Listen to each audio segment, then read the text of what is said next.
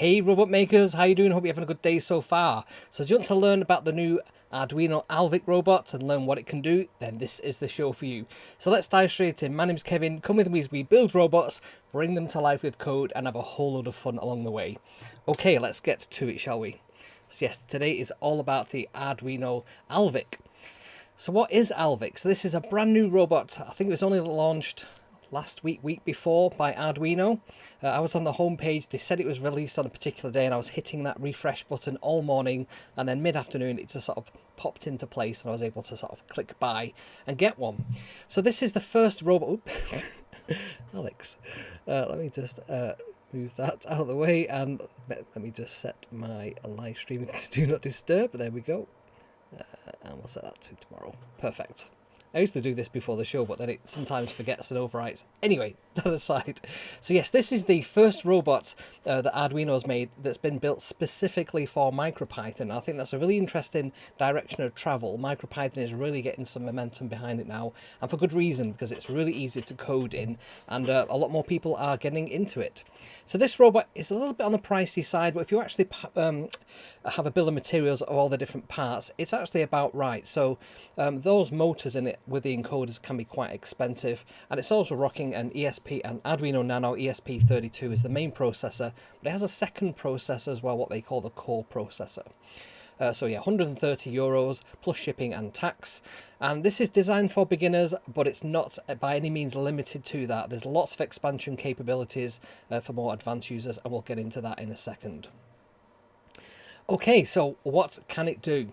So like I said, it features the Arduino Nano ESP32. I've got one of these processors just on a little breadboard here. So that's the processor that's actually running this. You can actually swap out the processor and put a different one in should you have any problems with that. It is literally just drop into some pin headers there. Now, this has a number of different sensors on it. So it has a time of flight sensor. This is like a laser distance rangefinder, but it's actually the array 8x8 array version. So that means that it can track objects as they pass through, a bit like a way that an optical mouse works. So that means we can do all kinds of clever stuff. Hopefully when we do some of the demos today, we'll get onto that. We'll maybe be able to track a ball or something like that. We shall see. It does have an RGB colour detector underneath, so it can detect what colour is directly underneath the robot, which is pretty cool. And it also has 3 line following sensors. So these are these little line sensors. You tend to have them in at least a pair, but 3 gives you a lot more accuracy. So you can see that the line underneath you is black, and then either side is white. And if it should stray, it will know how to correct that.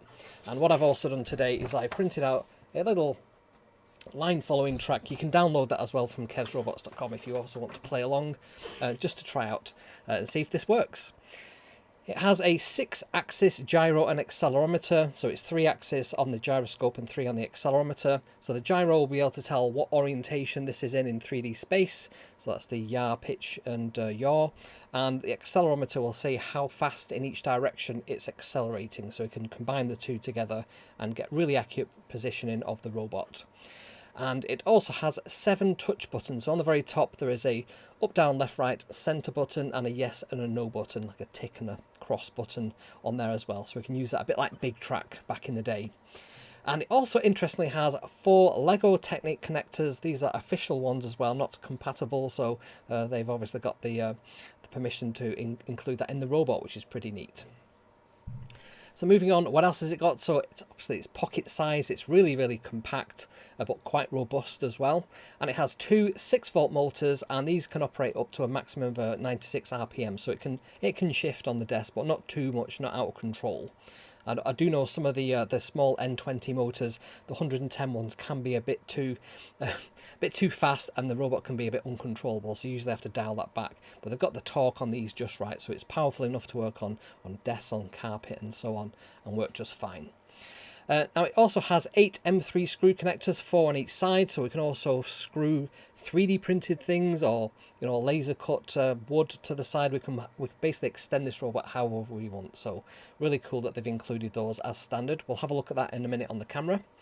And it also features, which is pretty neat, a rechargeable 18650 battery. So should the battery become, over the life of the robot, sort of worn down, it's gone through all the cycles, 1,000 odd cycles of charge, you can simply just drop in another 18650 battery and away you go. It's just a single screw to remove that. I'll show you that again on the live stream if I remember to do that. And it has a whole bunch of extension headers as well. So it has 2 servo headers. So these are the hobbyist servos. Probably got one of those just here. So these little servos that have that little 3-pin plug on it. It's got 2 header pins for that on the very center at the back. And it also has 2 I2C Grove connectors and 2 I2C Quick connectors as well. So depending what kind of peripherals and accessories you want to plug into this, you can very easily do that too. So that's really neat that they've included as many as they have to make this robot really extensible. So here's a bit of an exploded diagram of the robot. This is from the Arduino documentation. We can have a look at that as well in a minute or two. So you can see there we've got the ESP32 on the very top that pushes into some little headers. It comes already assembled, in fact, so you don't have to do anything. There's those 7 touch programmable buttons on the top. It has 2 RGB LEDs left and right, so you can change the color of them. You can turn them on and off, flash them, all that kind of good stuff. As the timer flight sensor, that 8x8 matrix, it has a swappable sensor module, so it looks like we'll be able to swap this out in the future, perhaps with other ones. And it has the line following sensor array as well on the edge of that. You can see there the motors. These are high precision N20 style motors that have got encoders on the end, so we can get really accurate positioning of how many times those motors have rotated. And that's important if we're making a robot and we want to position it. We can say roll forward 3 clicks, and we can count if it's actually done that many clicks as well, for example. See also there the battery compartment has just that single screw, and it simply just opens up to reveal the 18650. And we can also see on the flip side of the PCB board there, we've got the accelerometer, the 6-axis accelerometer, the color sensor, the STM32 ARM Cortex M4 MCU, which is a 32-bit processor. So you don't generally program that directly, that's just there to receive commands from the ESP32, but it can help with all the rest of the information and make MicroPython work so much better because there's that co-processor there. And we've got the Grove, the I2C connectors, the Quick connectors, the servo motor connectors, and also it has an on-off switch, which is often missing from many robot projects. So that's really neat. And there's also a little caster wheel as well to make the robot move around very smoothly too. So what else can it do? So yes, we've talked about these 4 M3 screws on each side. So you can see there the center of the point of the 2 Lego connectors is 55.5 millimeters, and then there's a bit of spacing between those. So it's 15.7 millimeters between the 2 M3 screws on that same axis as well. So yeah, that means we can design our own extensions, have a little housing, have all kinds of extra stuff on there, and it has those Lego connectors as well, which is pretty neat. So some tech specs. So it has 8 meg of onboard RAM for the ESP32 Nano. It's the ESP32 S3 processor, so that runs up to 240 megahertz. It has an additional 16 meg of external flash, and that just shows up as like program storage, the file system. So that's plenty of space to store all our MicroPython programs, which are typically, in the kilobytes. They're tiny. Then it has that STM32 Cortex M4 32-bit processor as the main core processor, the 18650 battery. We've got Wi-Fi and Bluetooth connectivity through the U-Blocks chip that's on the Arduino ESP32, and we have 7 touch buttons and 2 RGB LEDs as well. I'll show you this, I'll handle it and show you on the main camera in a second too, so you can have a good look at this. Now there is a number of courses available as well, of course there is, because this is an Arduino product and they're really good at documentation and really dialing down on the educational side of this. This is one of the reasons that the robot is on the pricier side, because you're actually funding all that other stuff as well as just the physical hardware. So it will run with MicroPython out the box, that's already preloaded. You can also program it in the Arduino C++ /processing language, and there's also a block-based language coming very soon as well. So it'll be interesting to see which variant of the sort of blocks language that they use for that. Is it Scratch or MakeCode or something of that variety? But you can see the underside of the robot there as well. which is pretty neat. It has a boot button and a reset button underneath there as well. So if you like what I do, you want me to make more of these kinds of videos, please give this video a like. Drop me a comment, let me know if this is something you'd be interested in, or if there's any specific things you want to know more about, let me know that too. And if you haven't subscribed to the channel, please consider subscribing. It means an awful lot to me to do that. Trying to get up to that 100k, we're quite a while off. We've nearly hit the 30,000 as I make this video, so hopefully by the end of the month I'll be at that 30,000 mark. I do go live every single Sunday, and I've also dropped a recorded video earlier today, I think at 1 p.m. today, British summertime, and that was like a very small teaser for today's deep dive session, so you can look at that one too. Okay, it's demo time. Right, so let me just get my workspace organized here, and then we'll have a look at the robot itself. So what I'm going to do, I'm going to go to my main overhead camera. I'm just going to move some other bits and pieces out of the way, so I've got a bit more space to maneuver things. That wasn't me dropping anything. Okay, and what we have over here is the main Arduino box itself. So I thought I'd do a bit of an unboxing. I have had this out already, but I just wanted to sort of show you what the experience of unboxing this is like. So it has this nice sleeve. I love the Arduino orange colour. And as you open this up as well, it tells you courses.arduino.cc. And as we flip this up, we get this little cute robot face peeping at us, and it just says Arduino there. And then welcome. Open source is love. I love this. I love the fact that there's no plastic used in this as well. It's all cardboard, all recyclable material, which is really nice. So that little cardboard piece there just keeps the robot in place. It has like a little hat there with a little cutout for the ESP32 Nano. You can see what that looks like there. So we can take the robot out of the box there. And there's another little cutout that just keeps the robot sort of square in the centre of the box as it's being moved around.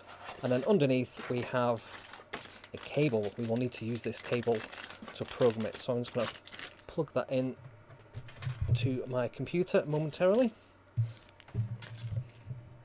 And we can use that to program it in a second. There we go. And then you have obligatory couple of stickers there, and we have the warranty information, and we have a thank you for choosing the Arduino board and supporting the community. That's why we buy the official ones. So that's all the cardboard and stuff. I'm just going to put this over here, and we can have a look at the robot itself. So you can see there, it's about the size of a BurgerBot or a SMARS robot by comparison. Pretty interesting. It's almost the same dimensions as the SMARS robot, which was designed around the Arduino. We've got the BurgerBot there as well by comparison, similar kind of depth. The wheels are a lot smaller on this one. There's also another piece of cardboard on the bottom there. So the other thing I can probably quickly do, I just grab a screwdriver, because it's only a couple of screws to turn this. And this is the battery compartment where the 18650 battery lives. I just remove that screw. It's very nicely engineered. Everything feels very premium. And if I just flip that open, that blue battery there is the 18650 battery. So it's very easy to get that, and that's not jiggling around. It's got some nice kind of material things holding it in place. So that's how easy it is to remove the battery. So if you work in education, you've got a bunch of these. They come with the battery already included. But if you did need to replace that after years of use, then it'd be very easy to do so. And the robot does actually charge through the ESP32 regular connector, so that's pretty clever how they've done that. There's no additional connectors required for the battery. So you can see there we have a couple of connectors. So we have that is a quick connector, they're sort of paired there. So my camera's hunting away there. I make this a bit, there we go.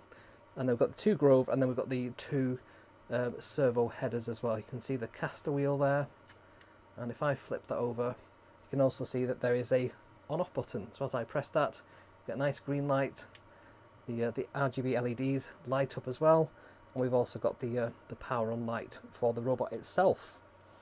And you can see on the front there we have the time of flight sensor. Just about to see that there. And on the sides we have the Lego connectors, and I've actually got some Lego pieces we could fit in there. I was hazarding a guess that's how they would look. So very simply we can plug in some extra go faster stripes or something if we wanted to do that. So yeah, very easy to connect that up, and they feel like they're official connectors. There's no tolerance required on them. Okay, so that is the robot. So like I said, on the top there's a couple of buttons, so we can press forward and yes. I think that's how it works. I've not actually read the instructions. There we go. It's going to go forward and it's going to detect that something's in front of it. So if I put my hand there, it will avoid my hand and it will go forward, so we can get it to detect things and move about. And that's straight out of the box. There we go. So I'm just going to turn that off for a second. And again, you can just have a closer look at the top there. Spin it that way around just to see what we've got. So there's a little indicator. Where's that gone? Which is the accelerometer. It's just there. Little white X, Y, Z. We've got the yes and no buttons, forward, backwards, left and right, and also a center button. We also have some little LEDs. And I'm not sure what that means there. Do not do that. Is it Italian or something? I don't know. Yeah, we've got the servo headers and so on there. Okay, I'm going to hook this up, and then we're going to write some programs. So that's not the right one. This is the right connector. This one is plugged into my computer.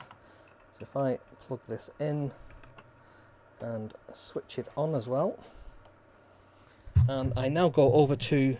I'm going to go over to my computer now, and I'm going to load up a new piece of software that you might not have seen before, and this is called. If I can get this to come on, just bear with me. There we go. This is called Arduino Lab from MicroPython. I've been using this for quite a while. When they very first launched this, I was like, ooh, what's this? It's like an Arduino IDE, but that's been specifically written for MicroPython. So if you have a regular Arduino, you can flash MicroPython onto these very simply, transfer files, all that kind of stuff, simply by using this Arduino Lab for MicroPython. So the first thing I'm going to do is connect it. That top one there is the USB connection, and now it's flicked over to the REPL, the read, evaluate, print loop. So if you've not seen Arduino, if you've not seen MicroPython before, if you've been in the old Arduino C++ or existing environment, this might look a little bit confusing, but this is how we can do things like say A equals 1, and then we can just say what A is, press A and A equals 1. If we say A equals 2 and then do A, you can see A is 2, and you can do B equals 3, C equals A plus B, that kind of thing. You can write little programs and then just very instantly you can get, without having to compile the code, you can see what the results are. So that's what happens in the background, and when you have a program such as this one here, if I click the run button, it simply just runs that program as if it was running it in that REPL there. So you can see there, hello MicroPython is what it ran there. It's also given us some other information such as Arduino Nano ESP32 with the ESP32S3. So we can see there that that is what we're actually running on. Okay, so there's a question there from Adam. Yes, so he's saying, wait, an Arduino product that doesn't run C-ish code? That's correct. This is why it's quite an interesting robot, because it's been built for MicroPython. You can run it on standard C, C++, but this has been designed for education and people who haven't had any familiarity with C, C++. And for starters, that can be, for young children, that can be quite a lot to take in, particularly all the conventions like the squiggly brackets, the semicolons and all that kind of stuff. The only thing we need to learn with MicroPython is the commands themselves and then the indentation for things like functions. So other than that, it's very easy and quite forgiving of things like that. We don't have to even initialize our variables like you've seen there. I just said A equals 1 and it immediately knew that 1 was an integer and that type of variable is an integer, and everything that you can do with an integer is now available. And you can even be, so it's not very type, if you're a proper programmer, you'll know that this is not very strongly typed as a language, but it's based on Python. MicroPython is a scaled down version of that for embedded processors. Okay, so what I intend to do today, I just wanted to show you the environment we're going to be working in. I'm just going to flick back to a browser, So if I go over here, let's see if this will let me go to my browser.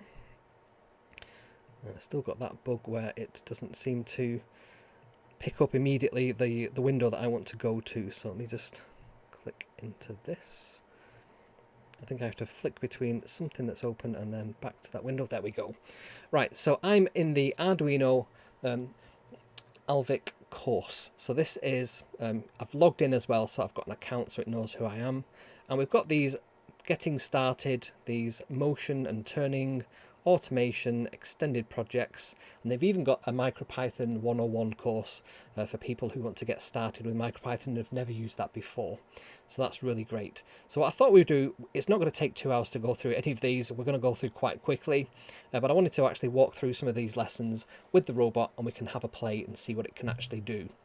So let's have a quick look. First of all, it's telling you about like the battery, the sensors that it has that we've already gone through, and where everything is, and a couple of learning objectives there. So familiarizing yourself with the hardware, exploring the physical design, connecting the robot to the editor, which we've just done, the Arduino Lab for MicroPython, navigating the editor, and practice managing project files. So how do we write a file, how do we upload that to the robot, and so on.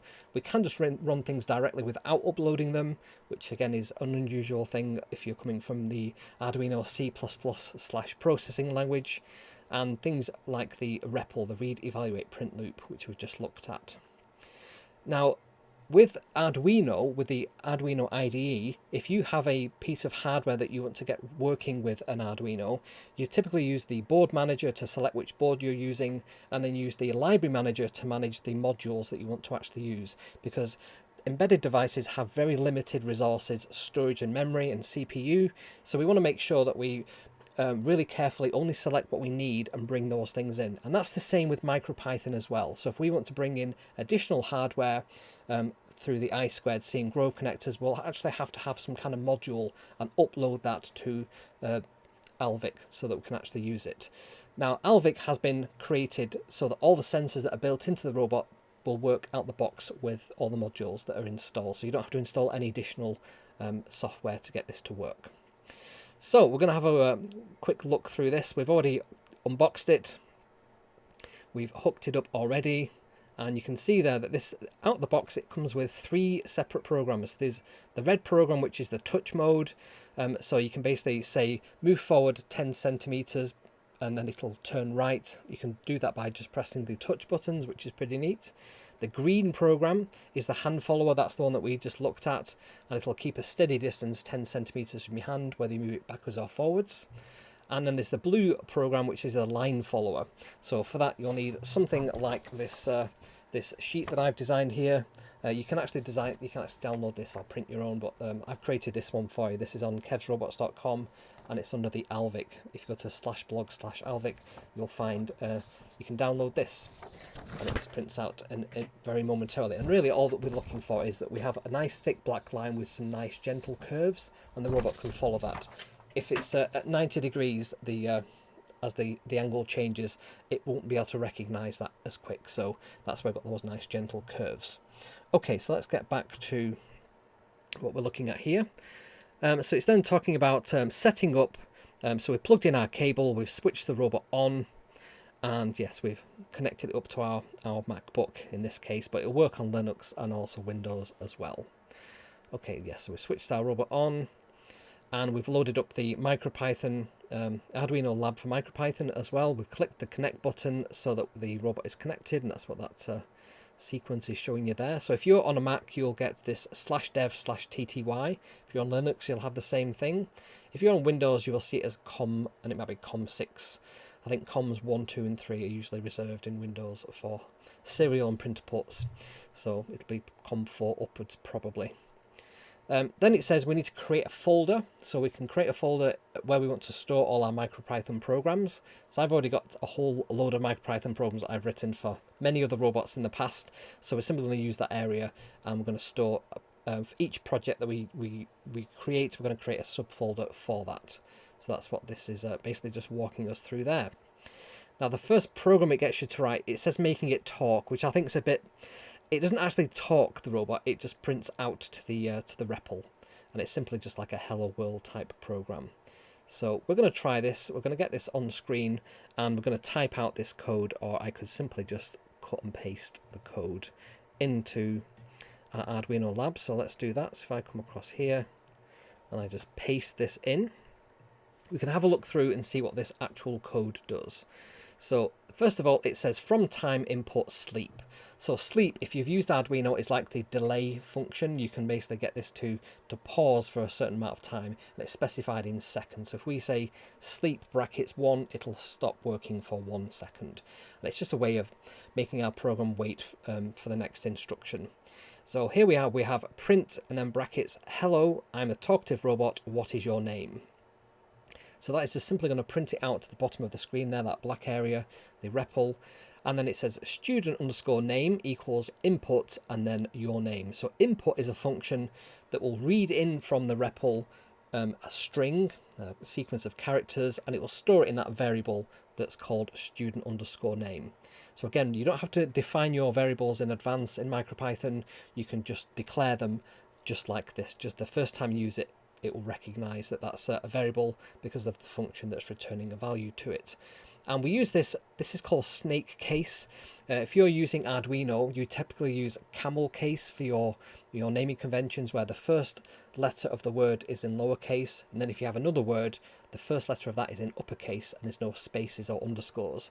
Whereas in MicroPython and Python, we use what they call snake case, so it's all lowercase. We have these underscores to separate out the words, and we tend to be quite descriptive with our variables as well. So we don't use X, for example, we just tend to name it what it is. And it makes our programs a lot easier to read. So then next up we say print greeting, great meeting you, and then there's a space and an end of that speech section there, that little string. Then there's a plus, so this is not adding together, this is just saying in addition to. And then we say the student name, which is the variable that we've just created there. And then we say plus exclamation mark, would you like to name me? So we'll name our robot. And then robot name equals input and then the robot's name.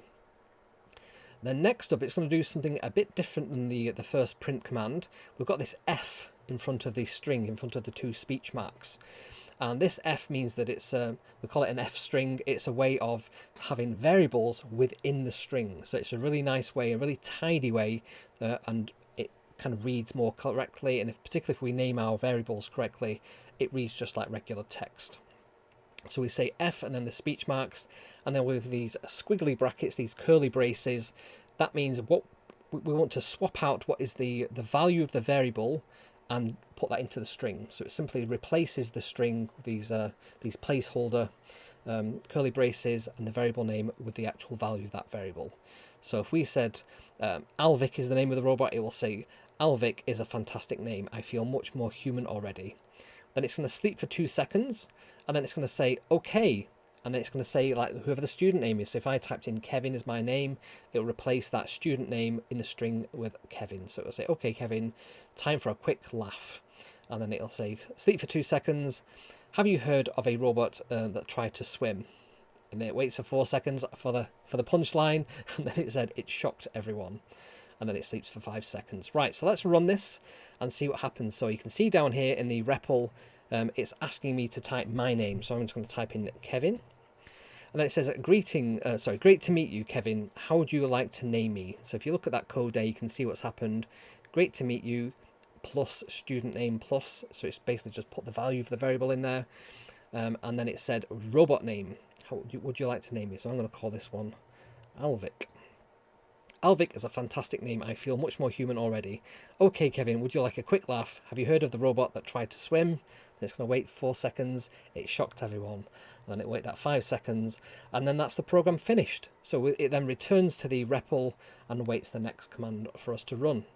Almost like back in the 80s when we used to have little personal computers, personal micros. This is very much the interface that we had. We had a little command prompt and we could type in BASIC. So it's very similar to that kind of approach. So that's the very first program. Let's have a look and see what we can do next. So that was making it talk. So making it blink is next. So let's see what, oops, I just clicked on the image there, sorry. So let's see what's next. We're going to go down to make it blink. So let's click on that program there. Why is it not jumping to that piece of code?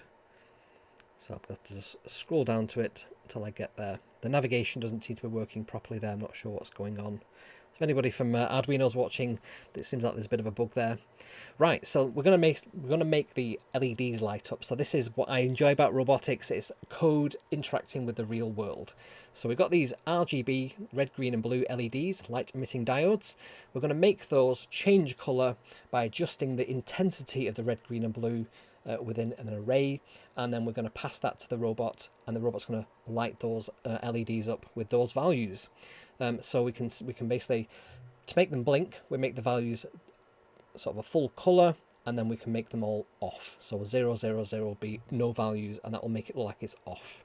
So what it says is to create a new file that's called Make It Blink. So let's just grab that name there. .py means it's a Python file. So let's go up here and let's create a new file. Let's see if we can do that here. So I've actually not used this before, File Manager.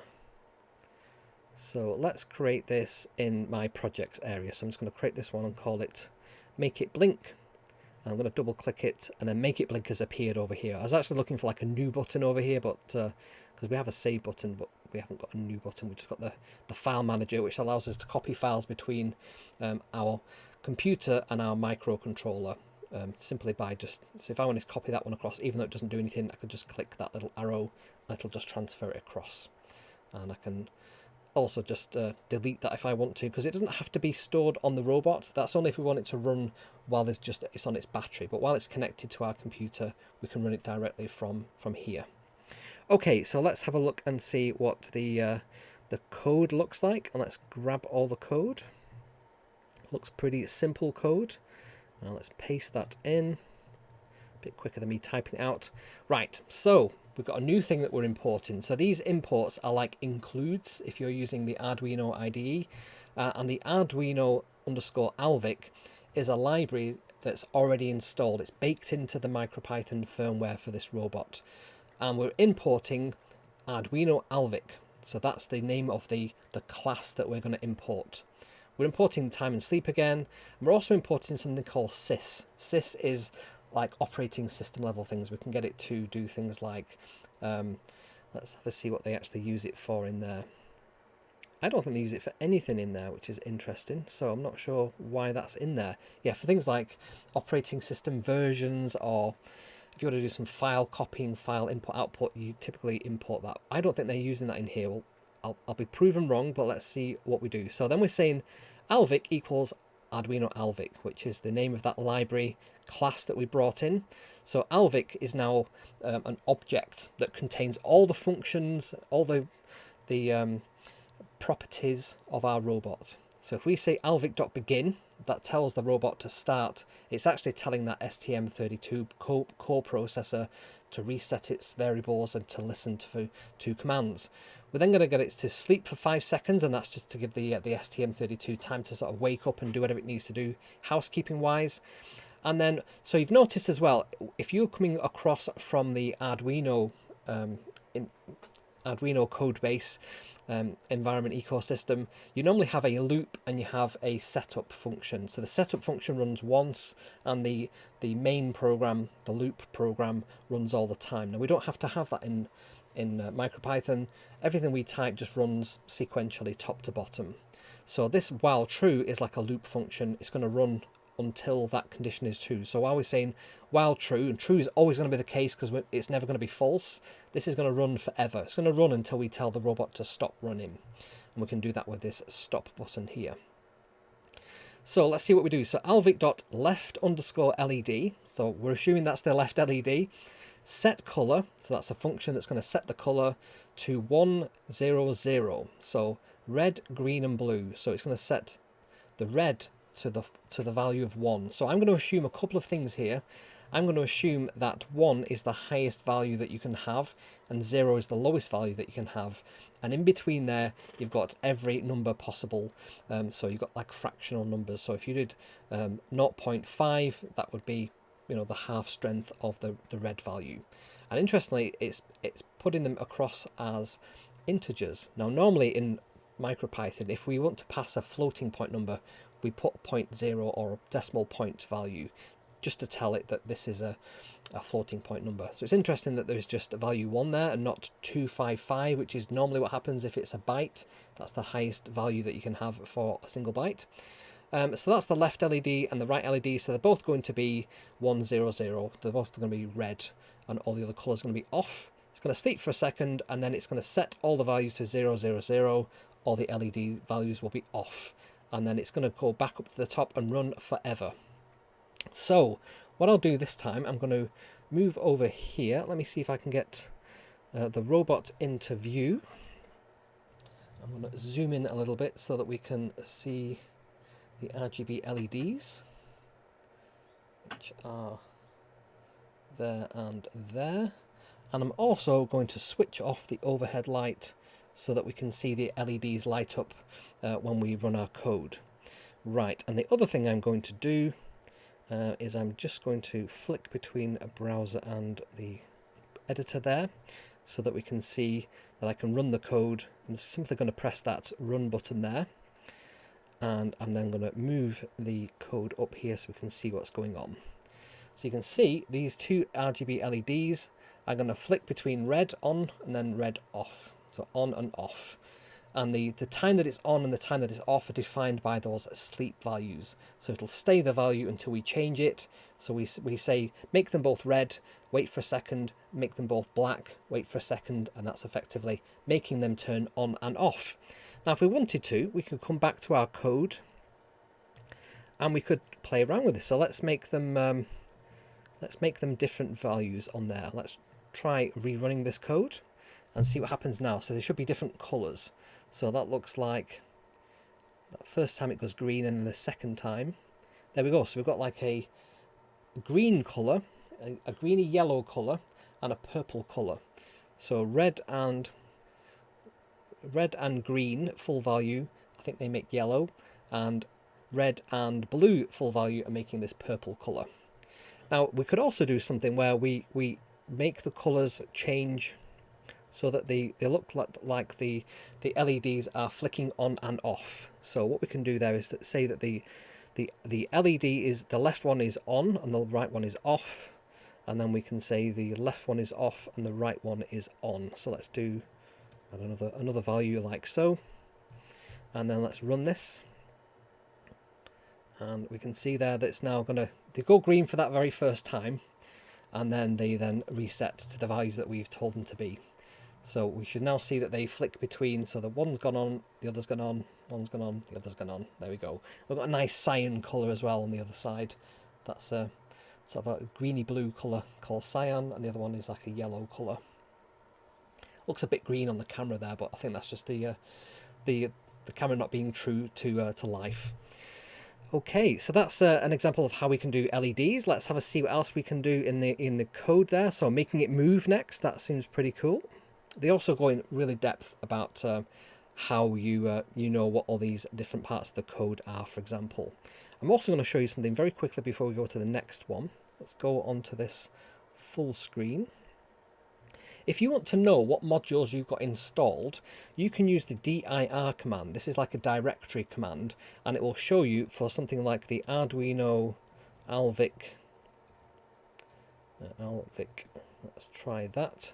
If I do that in brackets, these are all the modules that are installed. So that set LED one will be in there somewhere. I'm trying to just quickly look through. I'm also very intrigued that this has been professionally written, this MicroPython library. And they've done a few things in here that I wouldn't have thought you would do. So in the old school world, you typically have two functions, one for setting values and one for getting values. And in MicroPython, we can have a decorator called a property, and it makes a function look like a variable. So you don't have to get and set, you can just read the value in or set that variable to a particular value, and it will run the set function.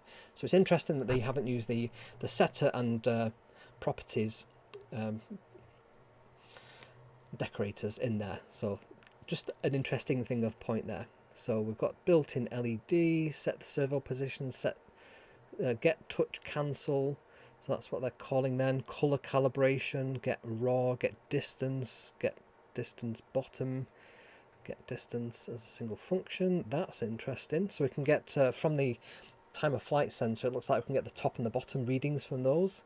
So we can track things in space. That's very interesting. Snake robot, what on earth is that?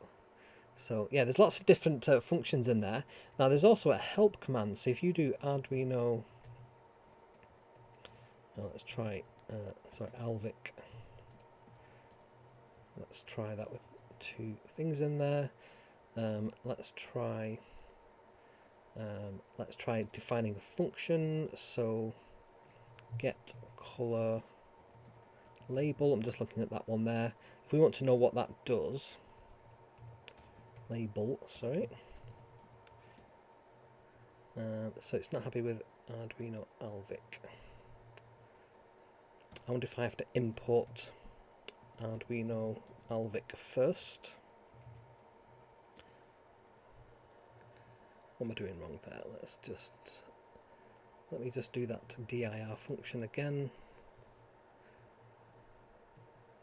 So we should be able to, for each of those, we can use the help function to sort of query what they do. And if there's some documentation within the code, it will echo that code out. So we did that, that worked fine. So if I do help and that same function name, there we go. So I can move this a bit higher up, and we get kind of the description from each of these, what they actually do. Now this is a really hacky way to do this. Arduino have got all this documented on their website, so you don't have to go hacking through the code. But I'm just showing you, you can do that if you want to, if you just very quickly want to interrogate and get the help function. It will actually help you do that. So if we were just to do that again and do, was it set color label?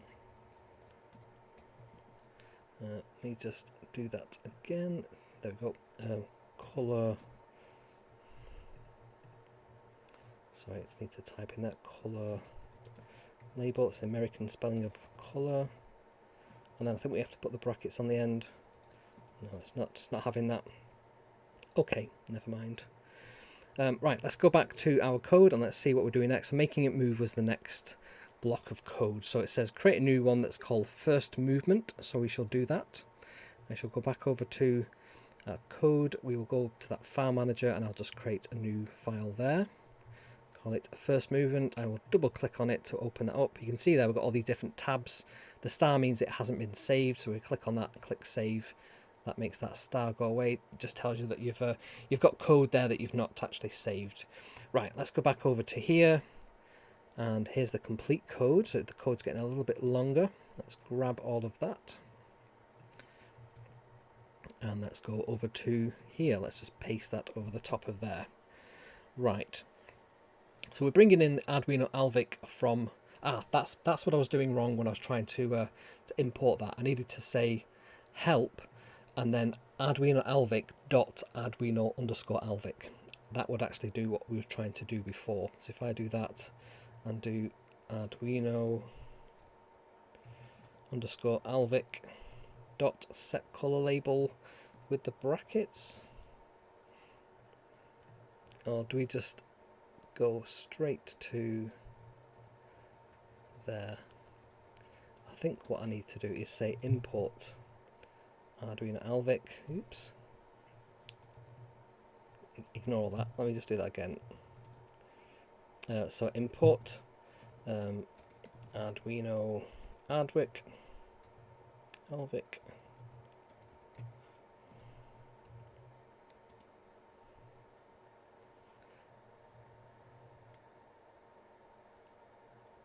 Do we just need to import Arduino Alvik like so? It's just weird that you do it that way. Right. So now we do the help function again. Let's do help. And then Arduino Alvik. Determined to get this working. There we go. So now that I've done that help function, these are all the individual functions that we can run. So let's have a look and see. So in MicroPython, if we have a constant value, something that's not going to change in our program, the convention is that you have that in uppercase. So motor max RPM is 70. Now these can actually run at 96 RPM, but they've capped it at 70 because that is quite quick. Everything that's in lowercase, and it'll say there that this is a function. We can actually get some help on that. So things like, let's find one that's actually useful to us. So Arduino Alvik is the one that I was looking for there. So if I do dot Arduino underscore Alvik, and let's do dot was it set color label, and then that it's determined not to help me with this, isn't it? But you can see what I'm trying to do there. I'm basically trying to get it to return me the help for that particular thing, and you normally just provide it the module and then the function name, but for whatever reason I can't do that, and I don't want to waste too much time on that. I think I've already wasted too much time because we want to get this robot working. So let's have a look at this code. So we're importing the library again, we're importing time and sleep. That sys is there again. I don't actually know why that's there. That's weird. If that was needed by the Arduino Alvik library, you would have that inside the Arduino Alvik as a dependency. You wouldn't have it extra there. So we create the Alvik variable again. We begin, and then here we go. So alvik.set wheel speed 10 and 10. So I'm going to make a hazard a guess here that these are left and right in that order. So that value there is the speed of the left wheel, and that's the speed of the right wheel. It sleeps for 2 seconds, and then it says turn left. So we're actually making the left wheel 0 and the right wheel 20, and that's kind of the effect that it's going to sort of pivot in the middle of the robot and turn because the right wheels are turning and the left wheels are not. If you want it to turn even faster, you could do -20, and then it will actually turn on the spot. So it'll either arc round and pivot on the left wheel, or we can make it pivot in the middle by having the two values in opposite directions. And then backwards is basically just -10 in each of them. So now it might also be, rather than a speed, that might be a distance. So it hasn't said on there, but maybe it says in the actual explanation. So let's have a look. So it is speed that we're setting these two out of interest. So yeah, wheel speed. It did say that on there. Okay, let's go to our overhead and let's back up a little bit. And let's get some light on the robot so we can see what it's doing. And I'm also going to move these other robots out of the way so we've got a bit more space. Right. I'm also going to keep this tethered by that cable. That might mean that it tugs a little bit and it isn't quite as accurate as it needs to be, but these do have encoders, so hopefully it will behave the way we expect. So let's have a look at our code. We're going to go forwards, and then we're going to go sleep for 2 seconds, and then it's going to turn left for 2 seconds, turn right, and then go backwards. So let's see what happens when I hit the play button. Right, here we go. I love the little, there's like a little MicroPython snake and a little robot being chased there. There we go. So it's now moving forward. It's now turning. You can see that wheel wasn't turning either. And then it's going to go backwards. And it's very, very slow. So that 10 revs per minute is very, very slow. And it's going to go backwards again. There we go. And really, it should return back to where it started from, but I think this cable is ever so slightly tugging on the robot, making it not fully move properly. There we go, and it's going to keep doing that until we hit these stop buttons. I'm just going to hit stop there. Now, interestingly, this is something that happens with robots. That wheel is still turning because I've stopped the code. And it's going to keep doing that because it's been told that it has that core processor, and that hasn't been told to stop. So I'm just going to run that again. And I'm going to look and see, it says Control B to exit. So if I do Control and B, is that going to exit gracefully? It isn't doing, as I'm hitting that. Oh, there we go. No, it's not. So if I do Control and C, it's just going to carry on going. So we can just hit the reset button on the top of the robot, and that's going to stop it.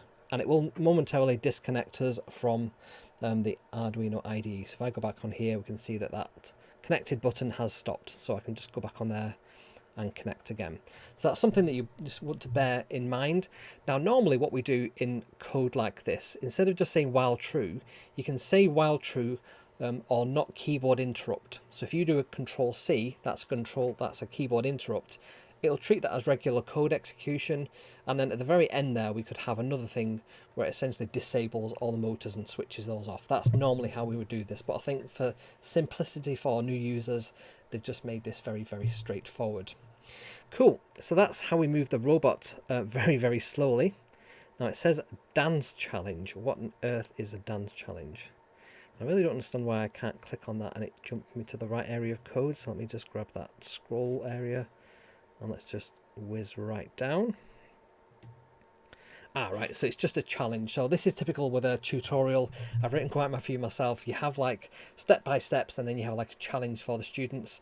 So you're basically just telling them to, can you make this robot do some kind of dance? So just specify wheel movements backwards and forwards and so on. So there we go. That didn't take 2 hours, did it? That was quite a quick run through.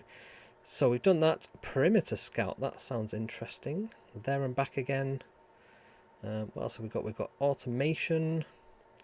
Follow the leader, walk the line. Let's try walking the line because I have got this this big sheet here that we can have the robot line follow on. That'd be quite a neat thing to see if it does that. And I'll also show you how to upload code, remove the cable and have the robot run that without having to interact with it. I'll show you how to do that too.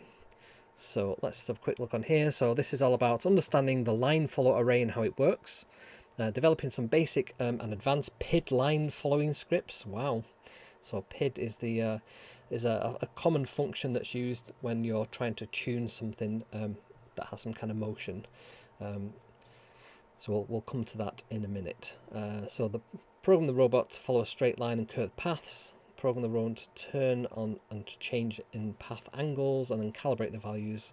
And that calibrating is the PID thing, so I'm sure we'll get to that in a second. So they're talking about using black electrical tape. I did have some actually. I was using the other day. I'm not sure where I put it actually. But yeah, just regular insulated tape, or you can just print one out. I actually printed out 2 of them. So that's on the overhead. If I go over there, you can see I've got that just on, and the robot's just going to sit on there, and those line following sensors that are on there are basically just going to be following that line round.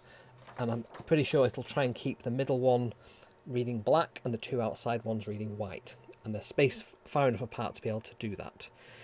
Okay, so it's going to talk about this in depth. It's going to talk about the nice angles and what happens with the square things. That'd be interesting to see how it handles those. The fact it's got 3, that means that it should work pretty well. And let me just go back to the tutorial. So yeah, they were just saying there about the electrical tape, nice round curves. They've also got some 90-degree angles. Not sure how they're going to work. And things like where you've got the tape going ever so slightly past. Line sensors don't know that that's going past the line, so it might end up sort of spinning around in circles a bit until it finds a line. Be interested to see.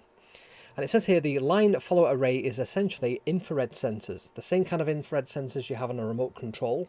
As they get close to a piece of paper that's got very dark ink on it, black ink, or very, very white, which is the white of the paper, it can detect those 2 differences and respond with a 0 and a 1. It's as simple as that. They sometimes have a way of dialing in what that 0 and 1 values is. So often on the hardware you've got a little potentiometer you can turn, or they might be able to do that in hardware. And you also have to have the height of the sensor quite accurately calibrated. So they put that on the underside of the PCB to make that just right. Okay, so you can see there they've got this indication. So there's a middle one which is there, which is bouncing backwards and forwards, and there's these 2 extreme ones as well. Just using a very, very simple logic, we can define where that line is and make the robot move left or right or forwards accordingly. So the first thing is a little sensor test. So let's grab this and create a new project. Did they say what that should be called? If not, we'll just give it a random name like line follow. So let's go to our, let's go full screen on that. And let us, sorry, that's gone to the wrong area. Let me just flick backwards again. This is just the bug in this live streaming software. Right, so let's create a new file. Let's call this one line follower.py. Okay, let's open that up. Let's replace all that with what's in the clipboard.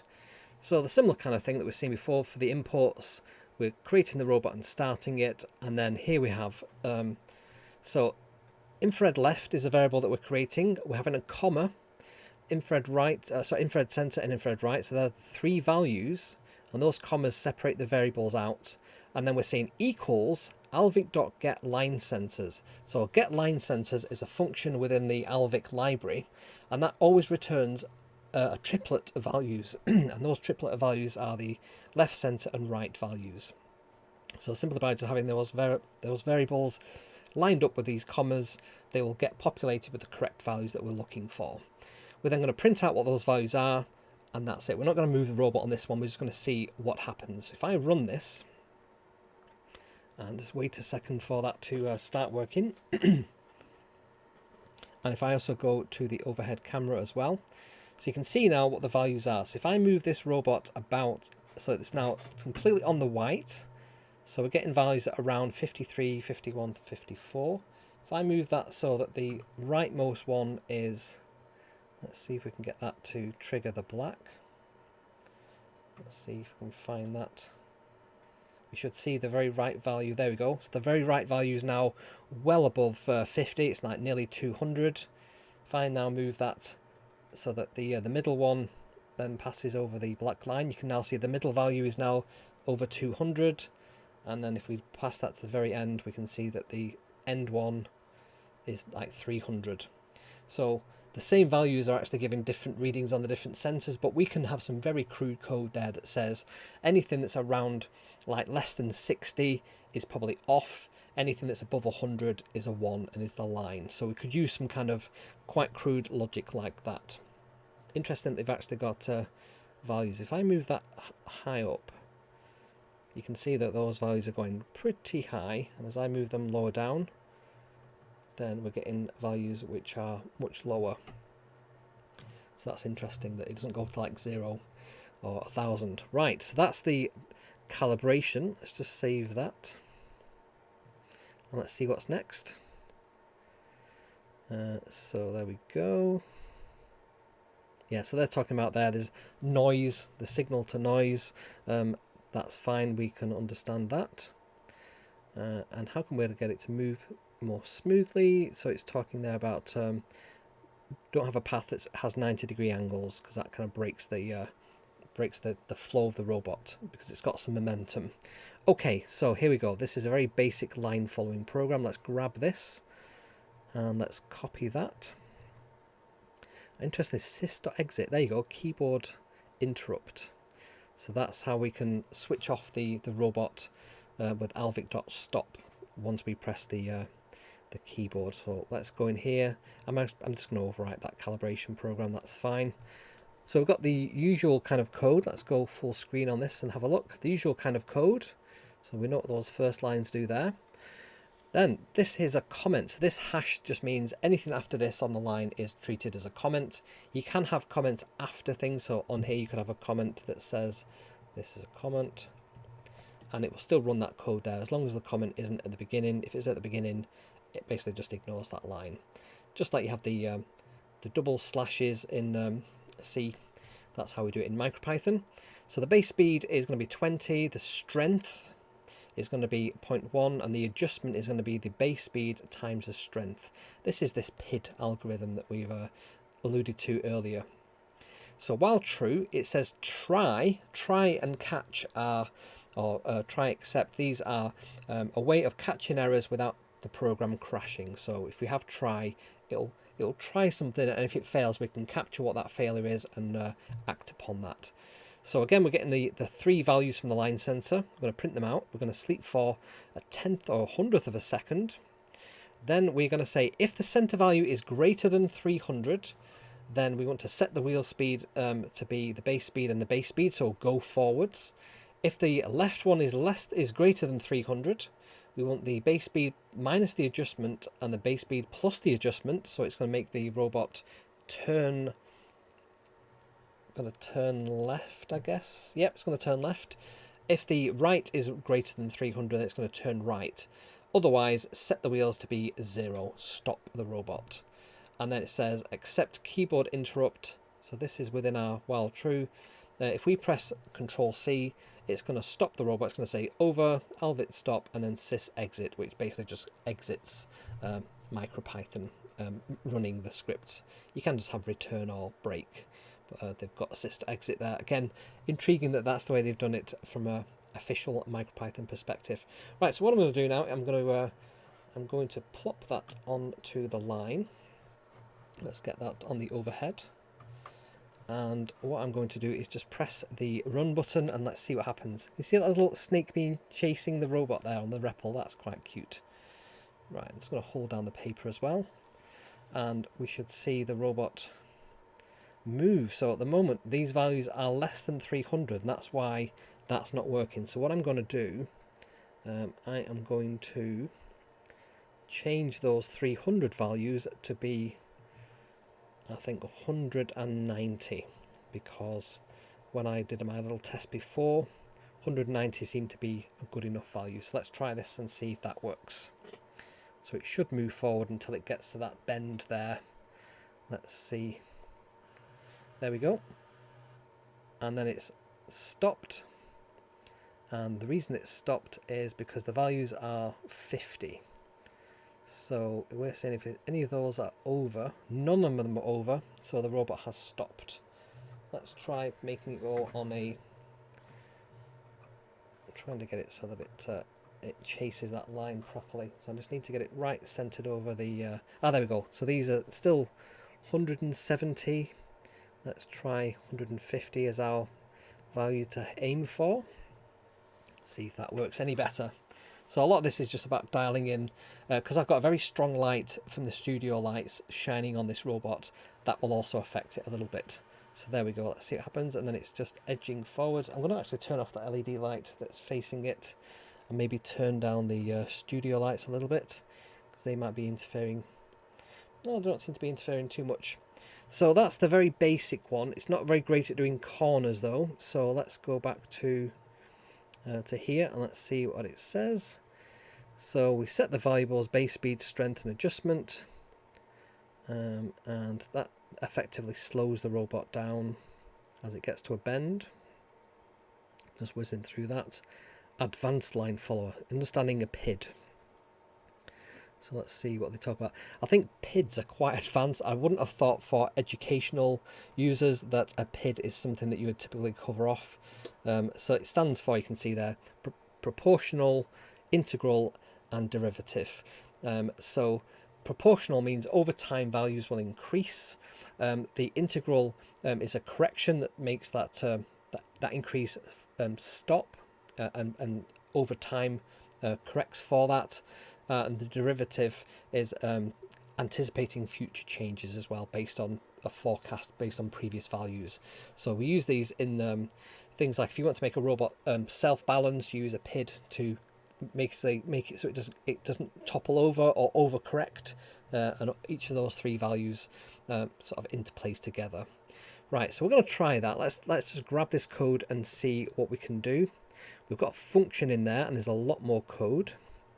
So I'm going to grab that. I'm going to go over to here. Let's do a new program. Let's call this one Advanced Line Follower. Follower.py. Let's double click that and then let's paste that in. I'm just going to run it and see what happens first of all. Let's go back over to here and let's see if this actually works. So once it starts running, we will see what happens. There we go. So it made an attempt at the corner, but it wasn't great. Maybe the corners are too steep for it. So yeah, it's not working great, that, but it's better than it was. It's at least making an attempt to turn. I think it's because these curves are too sharp. Now, the other thing that was interesting, if I press Control and C, let's see, it actually does stop the robot from running.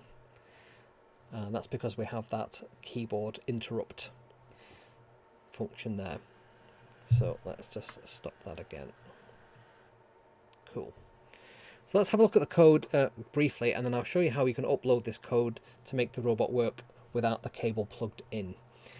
So we've got the usual bits of code that we understand there. Now we've got a new piece of code that we've not seen before, which is this def get position error. So this is a function. Def is we're defining a function, and we use this indentation to say that this block of code, this is the function itself. Anything that's indented by those 4 spaces is part of this block of code. So we don't need to use squiggly brackets. We just use indentation. Some people hate that about Python. It makes code look nice and neat, is what I think. So we're getting the position as we've done before. Alvik.get line sensors, getting into those 3 variables. We're then saying total equals the left value plus the center value plus the right value. So that's all the values added together. And then the error is the left times 1 plus the center times 2 plus the right times 3 divided by that total minus 2. And that will give us the error of the position. And then this return function means that whenever we call get position error, the value that will return is whatever this return value here specifies, so that error value that we've got. And then we've got these 3 values for the PID. These that have the k in front of them, it's just a mathematical thing. So we've got the proportional is 40, the integral is 1, and the derivative is 0.05. And then the base speed is 20. Then we're going to set the integral to be 0 and the last error to be 0 as the initial values, and then we basically do that. Calculate the error using our get position error function that we just defined. The integral is going to be the integral plus the error, so plus equals, that's similar to Arduino. It's just a shorthand way of saying integral plus integral plus integral equals integral plus error. That's what that means there. A derivative is error minus last error, so last error starts at 0 but then gets replaced later on, I guess. Yes, later on. And then the PID calculation is the adjustment equals kp times error plus ki times integral plus kd times derivative. So that's that PID function. You could have that in a function, or you can just have it as a one-liner there. And then we adjust the speed, so the left speed is the base speed plus the adjustment, the right speed is the base speed minus the adjustment. And we then say ensure that the speed stays within the range of 0 to 70. So this is just max and min, that's kind of a maximum value. It will basically just say what is the maximum value that's provided in an array of values, so 0 and the minimum value is 70 of left speed. So that'll just make sure it doesn't go less than 0 and more than 70. And then we're going to set the wheel speed left and right. That will just set them as we expect. And then the last error equals error, whatever the error currently is. And then we'll go around that loop again after a 1/10 of a second. It then also just checks to see have we hit the keyboard, Control C. If we have, print over, stop the robot, and then exit the program. So this time I'm going to do something different. I'm going to save this program using that file manager. I'm going to save it as main.py. So before I do that, I'm going to rename main.py to be the old one, if it'll let me do that. If not, what I will simply do is just copy that over. Does that little... Let me just see that if I select that, can I rename that? No, it just opens it up. Okay, so what I'm doing there is that main.py is a special name. Anything that's called main.py MicroPython will run when the Arduino or the MicroPython device starts up. So if I delete main.py from there, I'm then going to copy this advanced line follow program. Now will it actually let me call that one main.py? What I think I might have to do is just call this main.old, which is the old one. I didn't realise you could click on that to rename it. So this is the old one, and then main.py 2 is now going to be main. And then we're simply going to copy that over now. That's our new program. Copy that over to the Arduino Nano ESP32, and now that that's there, that will run when we very first boot up our thing, even if the cable isn't connected. So I can now disconnect this by pressing that disconnect button. Let's disconnect that. Oh, did I do the wrong one? There we go, disconnect. Right, so I've disconnected it. I'm going to go back over to the overhead here. I'm going to disconnect the cable. I'm going to switch it off I'll place it down on here, and then I'm going to switch it on, and it's going to run our line following program after a second or two. Is it 5 seconds it takes for it to initialize, and we should see it hopefully try and follow that line again. So I don't know if I need to do anything else on there, but there we go. No, it's going straight across. It worked. There we go. So we just need to adjust that. Interested to see what happens if we just let it loose. Will it find that line? It nearly does the turn, but not quite. There we go. It did it okay that time. It's adjusted round. Oh, that's better.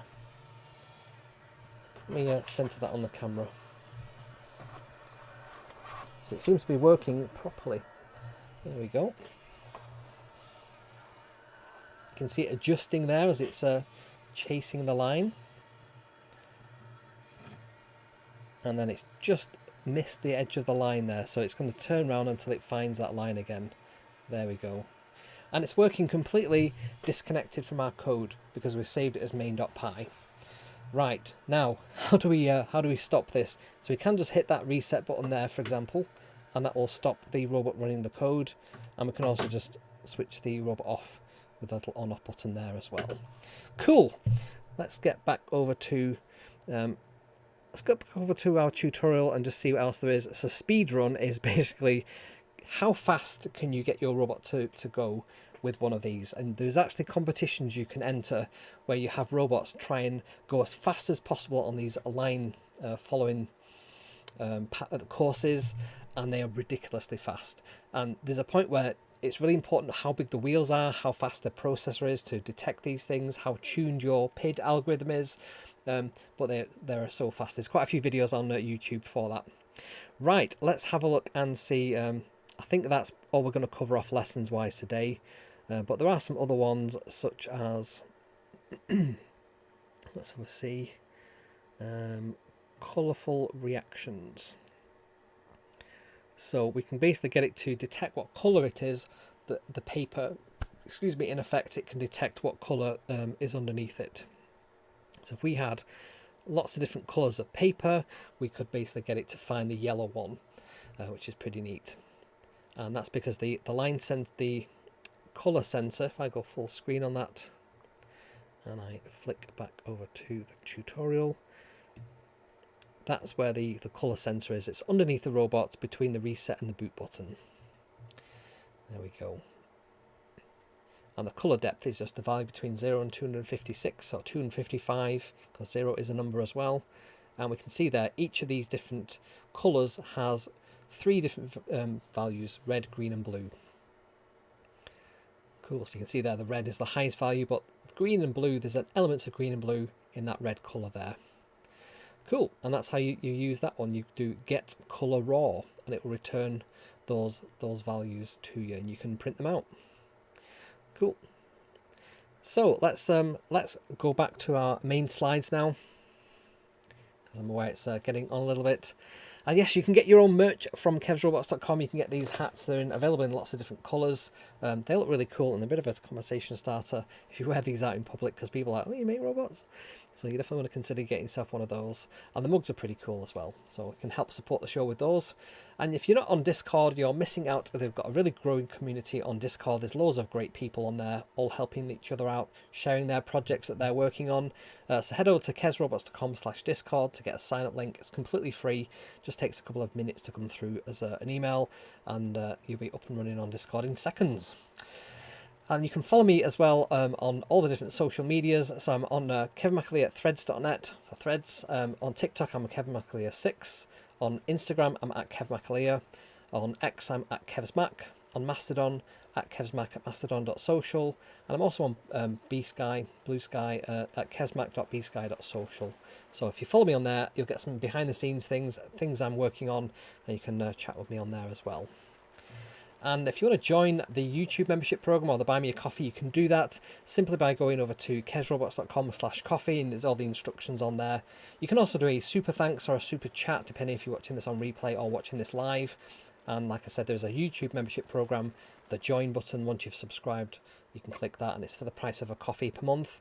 or you can do Buy Me a Coffee, which is a separate website. So I'm not putting all my eggs in one basket just in case YouTube decide to demonetize in the future for some reason. Okay, and I want to give a shout out to our supporters. So we have a whole number of people who have bought coffees recently. So you can see that someone who wanted to be anonymous bought me a coffee. Laurie and Tom both bought a coffee in the last month. And then on the YouTube, on the Buy Me a Coffee side, we have Shemi, we have Lee, we've got Alvaro, we've got Marie, Jeff, we've got Dean Corty, Marlene, Tom, and Steve Phillips. And on the YouTube membership side, we've got Aaron. I always say this wrong. I'm sorry. Aroldo, is it? Aroldo, that sounds better. Paul, Johnny, Dale from Hybrid Robotics.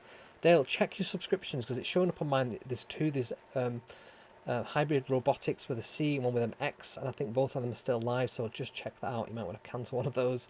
We've got Warren, we got Stephen, we've got Jonathan, Oxford39, Vince, John Paul, Jolly, we've got Alistair, we've got Cassie. Hope you're doing okay, Cassie.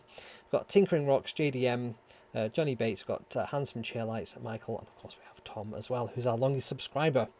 So yes, that's I think everything I wanted to cover off today. Yes, that means that's the end of the main show. So if you're watching this on replay, this is the point in the video I'll say thank you so much for watching, and check out one of these videos over here that YouTube's suggesting.